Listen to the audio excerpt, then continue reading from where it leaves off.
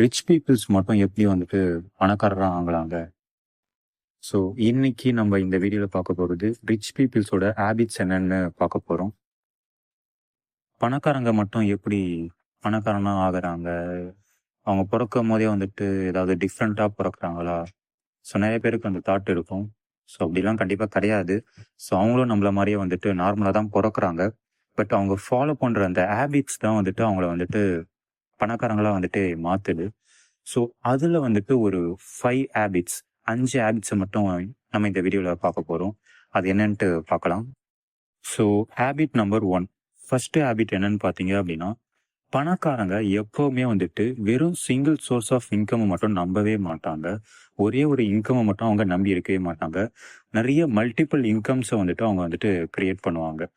So அவங்க வந்துட்டு just salary மட்டும் டிபெண்ட் பண்ணியிருக்க மாட்டாங்க. இல்லை அவங்க வந்துட்டு அவங்க பிஸ்னஸில் வர ஒரே ஒரு இன்கம் சோர்ஸ் மட்டும் வந்துட்டு நம்பி இருக்க மாட்டாங்க. அவங்க நிறைய இன்கம் சோர்ஸ் வந்துட்டு கிரியேட் பண்ண ட்ரை பண்ணுவாங்க. அண்ட் தென் ரெண்டாவதாக வர ஹேபிட் என்னன்னு பார்த்தீங்க அப்படின்னா, ஸோ அவங்களுக்கு வர அந்த இன்கம்மை வந்துட்டு எடுத்தவனே எல்லா இன்கமே வந்துட்டு செலவு பண்ண மாட்டாங்க. ஸோ அவங்க ஃபர்ஸ்ட் வந்துட்டு சேவ் பண்ணுவாங்க. ஸோ அந்த சேவ் பண்ண காசை வந்துட்டு பார்த்தீங்க அப்படின்னா இன்வெஸ்ட்மெண்ட் பண்ணுவாங்க.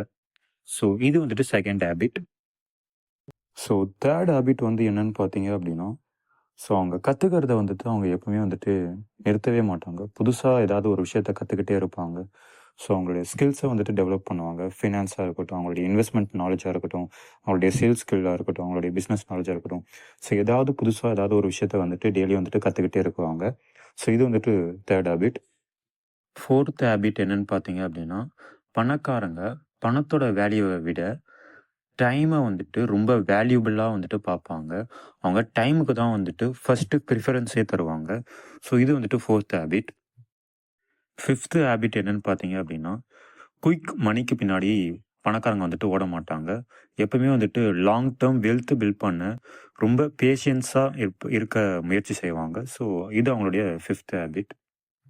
எப்போவுமே பணக்காரங்களோட லைஃப் ஸ்டைலை வந்துட்டு காப்பி பண்ணாதீங்க. அவங்களோட மணி ஹேபிட்ஸை வந்துட்டு காப்பி பண்ணுங்கள். இப்படிப்பட்ட ஃபினான்ஸ் அண்ட் வெல்த் கண்டென்ட்டுக்கு வெல்த் வைஸ் பில்டரை சப்ஸ்கிரைப் பண்ணுங்கள்.